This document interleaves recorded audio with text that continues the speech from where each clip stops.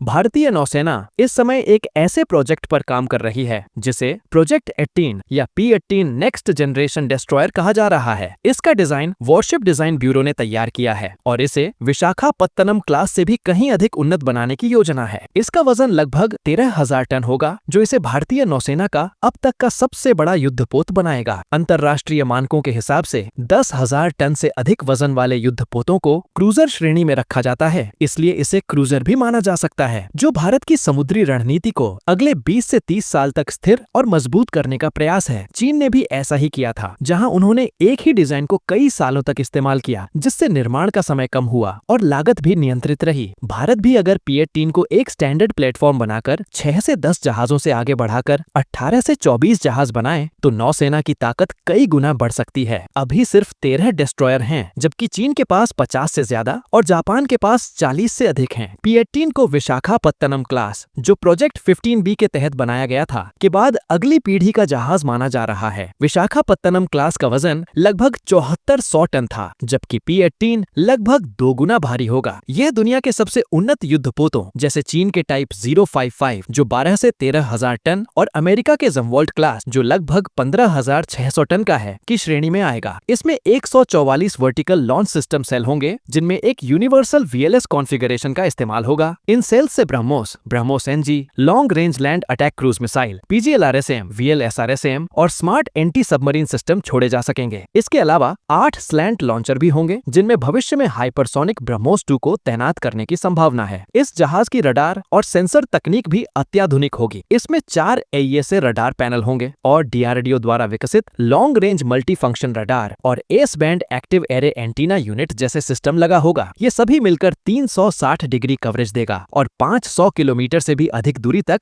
लक्ष्य पर नजर रख सकेंगे। जहाज में stealth design, integrated electric propulsion system, 2 36 megawatt gas turbine और 2 10 मेगावाट डीजल जनरेटर होंगे। P-18 2 मल्टी रोल हेलीकॉप्टर भी ले जा सकेगा, जैसे HAL ध्रुव या MH-630R, और इसके अलावा इसमें स्वायत्त under water vehicles of kamikaze drone भी होंगे, जो पनडुब्बी रोधी युद्ध, माइन डिटेक्शन और निगरानी में मदद करेंगे। अभी तक भारतीय नौसेना छोटे छोटे बैच में जहाज बनाती रही है, जैसे कोलकाता क्लास जो प्रोजेक्ट 15A के तहत बना था, इस क्लास के 3 जहाज, और विशाखापत्तनम क्लास जो प्रोजेक्ट 15B के तहत बना था, इस क्लास के 4 जहाज। समय के साथ हर नए बैच में डिजाइन में बदलाव होते रहे, जिससे लागत बढ़ी और समय भी ज्यादा लगा। भारत को एक जहाज बनाने में अभी 60 या उससे अधिक समय लगता है, जबकि चीन या अमेरिका में 4 से 5 साल में जहाज तैयार हो जाते हैं। अगर P-18 को एक स्टैंडर्ड डिजाइन बनाकर लगातार बनाया जाए तो लागत में 15 से 20% तक कमी हो सकती है और समय भी आधा हो जाएगा। मझगांव डॉक शिपबिल्डर्स लिमिटेड के पास 13,000 टन तक के जहाज बनाने की क्षमता है। Garden reach shipbuilders and engineers यानी GRSI और प्राइवेट कंपनियां भी इसमें सहयोग कर सकती हैं। अगर P-18 का उत्पादन बड़े पैमाने पर होता है तो यह पुराने हो रहे राजपूत क्लास और दिल्ली क्लास डिस्ट्रॉयर की जगह ले सकता है। हालांकि चुनौतियां भी कम नहीं हैं। भारत का रक्षा बजट GDP का लगभग 1.9% है, जबकि